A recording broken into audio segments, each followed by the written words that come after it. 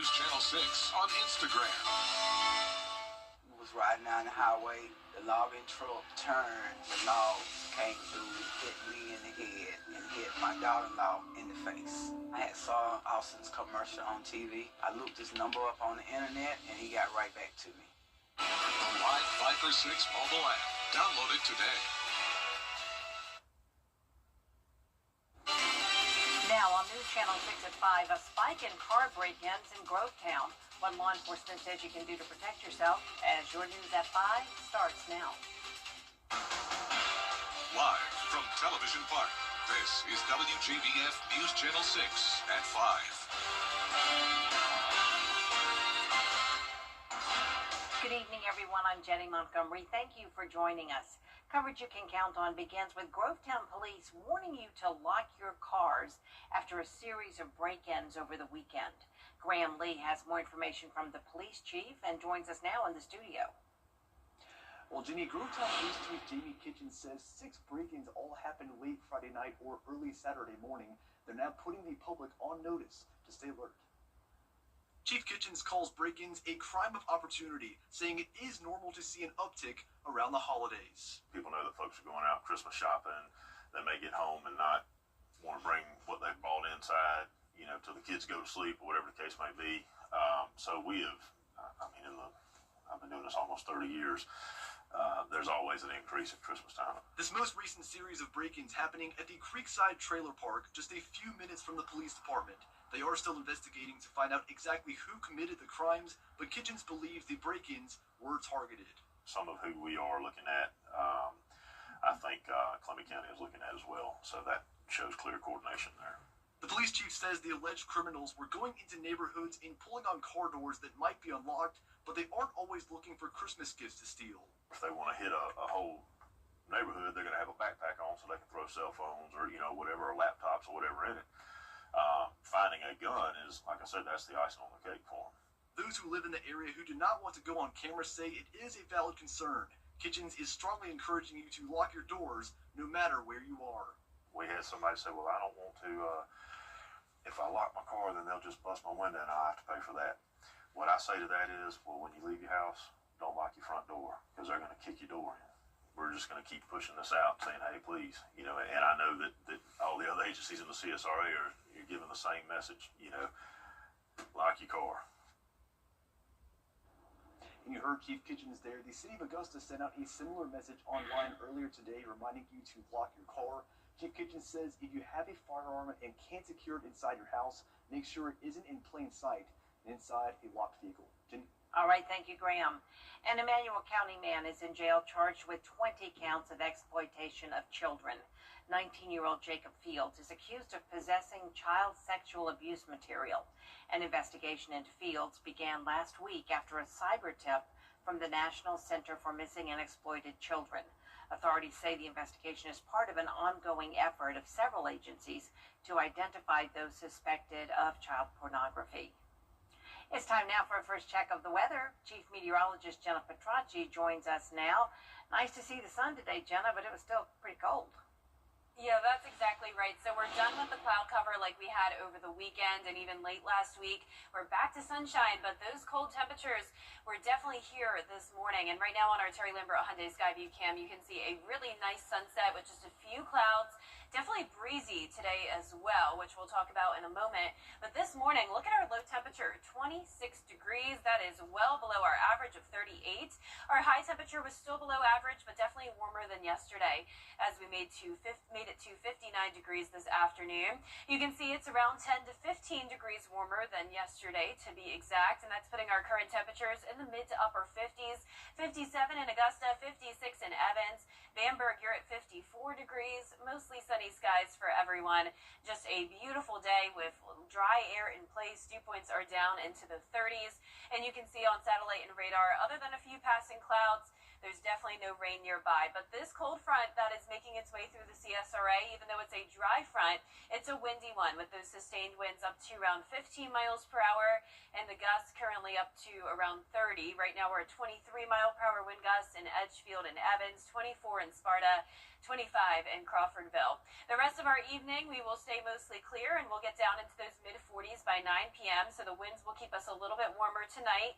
But by tomorrow morning, we'll drop to 34 degrees. Notice that brief cool down back to the lower 50s tomorrow. But then we warm into the 60s starting on Friday. I'll have more details on your forecast coming up. And back to you, Jenny. All right, Gemma, thanks. The South Carolina Department of Public Health is now reporting 111 cases of measles in the upstate, 27 of them just since Friday. The outbreak is contained almost exclusively to unvaccinated patients. Of the cases, 105 were unvaccinated and only 3 were just partially vaccinated. One local doctor says the vaccine is the #1 way to stay protected. Those with the highest risk of contracting measles are infants, the elderly, and people who aren't able to take a vaccine. And anyone younger than the age of 6 months cannot have it, and anyone who's immunocompromised cannot have it. So for that reason, it's important for more people to be vaccinated to protect everyone. There is some concern the measles outbreak could spread to the CSRA. If you or your child are showing symptoms of the measles, notify your healthcare provider before going anywhere to be diagnosed. It'll help keep it from spreading. South Carolina's Education Oversight Committee wants changes in teacher recruitment funding. The committee says many teacher recruitment programs cost a lot, but produce very few certified teachers, and they want to shift funding to programs that work. Reports show that out of 14 programs, only 1 produced promising results, and the other 13 only placed a total of 90 teachers and graduates. I got a call this morning. They said, you didn't include my teachers. And I said, well, how many did you produce last year? And they said 0. And I said, that's why I didn't include them. I mean, you know, it's like, and so therein lies some problems. The committee recommends increasing funding only for the Sarah Teaching Fellows program, which was the most successful program, producing 177 certified teachers and graduates in 2025. North Augusta is looking to buy land at Riverside Village to build a cyber office hub using state settlement money. Aiken Bureau Chief Sean Cabbage-Stock reports. North Augusta is looking to buy land at Riverside Village to build a cyber office hub using state settlement money. Aiken Bureau Chief Sean Cabbage-Stock reports. The city is negotiating buying one of the last few open spots here at Riverside Village for a new cyber facility, but the site's proximity to Brick Pond Park is raising environmental concerns. If you look, Brick Pond Park a couple of years ago had nice wetlands around it and lots of development. Now it's all apartment complexes. The property sits just west of the Center Street roundabout. Engineers say the site could support an 80,000 square foot building. The city will own it and lease to cyber tenants. This is, I think, the last big chunk of remaining land that doesn't have a building on it around the ponds. Savannah Riverkeeper Tanya Baratalibus says the site isn't just another open lot. It's the last buffer protecting Brick Pond Park's stormwater system. You can't turn the whole thing into concrete. You have to have room for your stormwater to retain on site and not just be rushed directly into the pond. The group says the city needs a clear plan for managing stormwater as development tightens the space that was held and filtered the rain. How are they going to get rid of that stormwater if the space that used to hold the rainwater is now all buildings?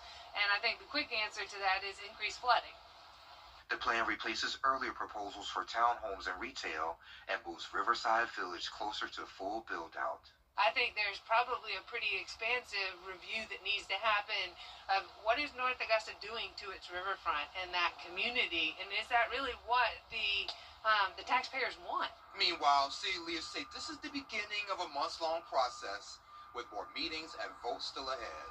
In North Augusta, I'm Aiken Bureau Chief Sean Cabbage-Stock, WJBF News Channel 6. Our Giving Your Best partners are collecting toys for families. You can donate new unwrapped toys through December 18th at Television Park or any of our partner locations. 4 local nonprofits will share the toys and distribute them across the CSRA. A special guest visited the littlest patients today. The Coca-Cola polar bear made a stop at the Children's Hospital of Georgia. The bear brought care packages called Cheeriodicals for the children, courtesy of Coca-Cola United. Well, it means a whole lot to us. You know, we're all about the community. Cheeriodicals is a corporation that pulls teams together for team building, and you know, it's a big day for us to be able to get out, volunteer, my entire team here, and just try to put a smile on these kids' face. Well, everyone loves it. The Children's Hospital received 120 boxes of toys for patients. Last night, the Burn Foundation of America hosted its annual Shop with a Doc event.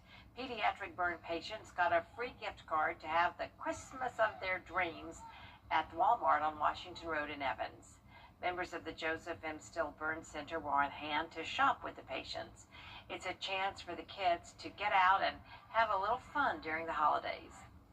Shop with the Doc is a Burn Foundation event that we've been doing for many years. We've got the care team from Doctors Hospitals out here. It's to benefit pediatric burn patients, and it's just a time for them to get away and see their doctors that they love so much, but to be able to have a kind of a different experience with them, a fun experience, as opposed to maybe a surgery or something like that. Santa was also on hand to take pictures with the children. Coming up, protecting kids online, how a rule overseas could impact us here at home. The holidays bring carols.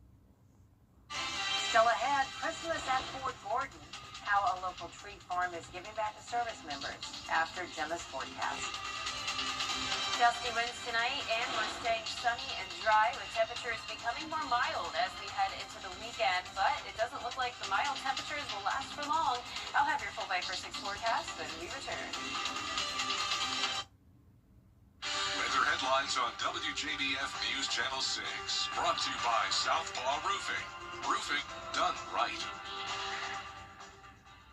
We recover over $1 billion.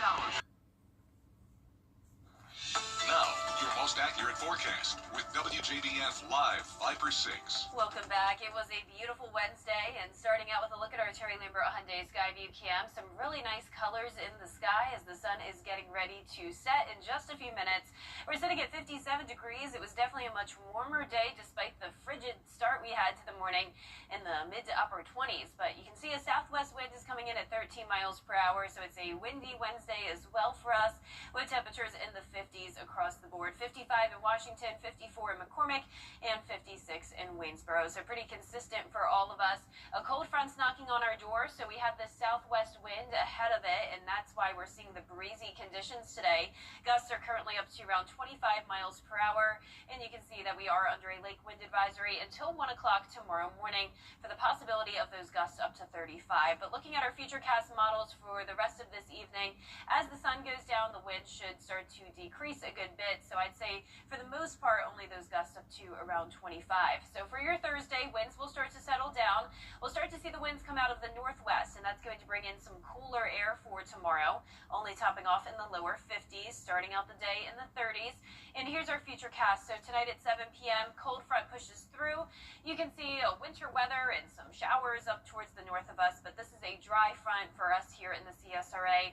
Some cloud cover possible tomorrow morning, and then as we go into the afternoon, lots of sunshine as high pressure builds back in. Now, once we get to the weekend, we're going to be watching some additional fronts that'll move through, and with those fronts approaching us, winds will start to come out of the southwest again, helping to warm us up.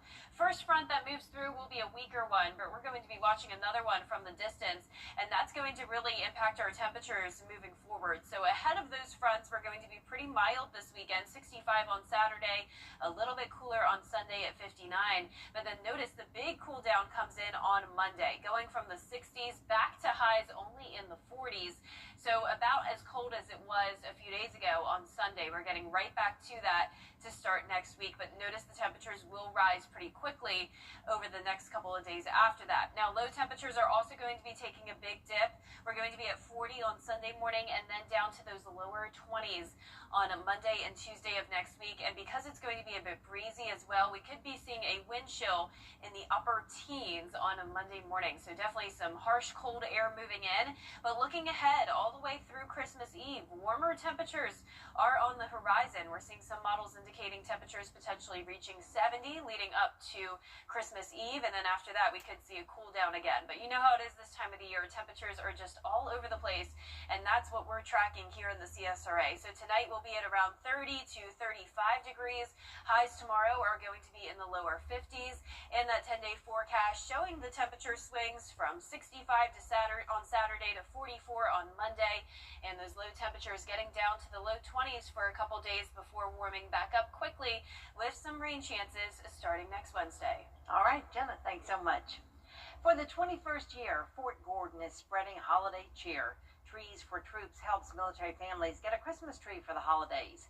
Today, Gage Christmas Tree Farm loaded 28 trees onto a FedEx truck to head to the post.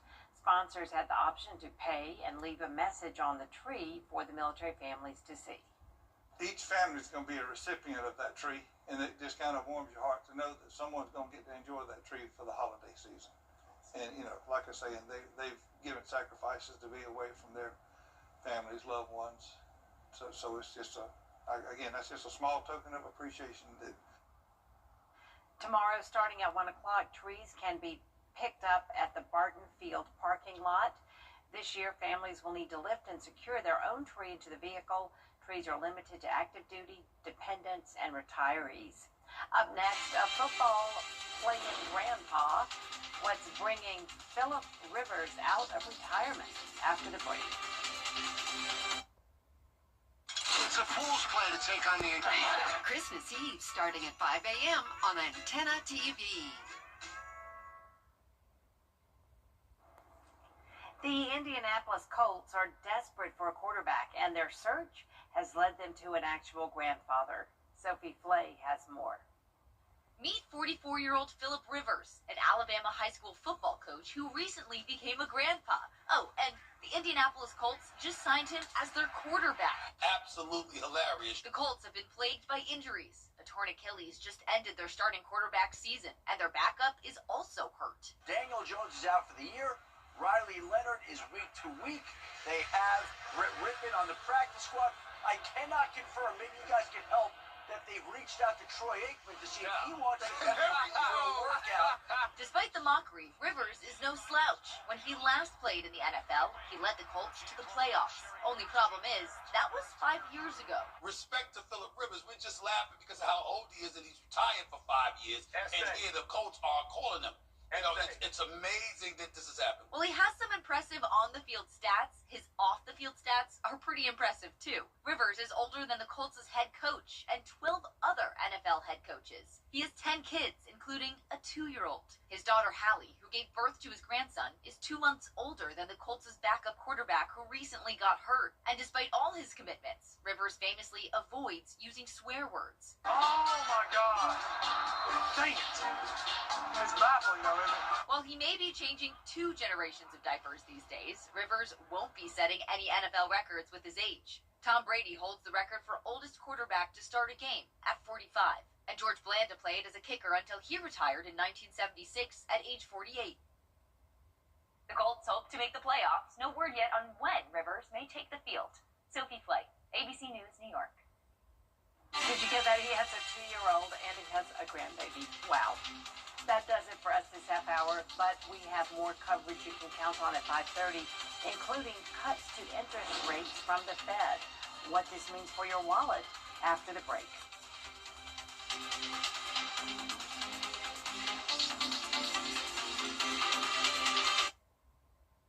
Transform your space.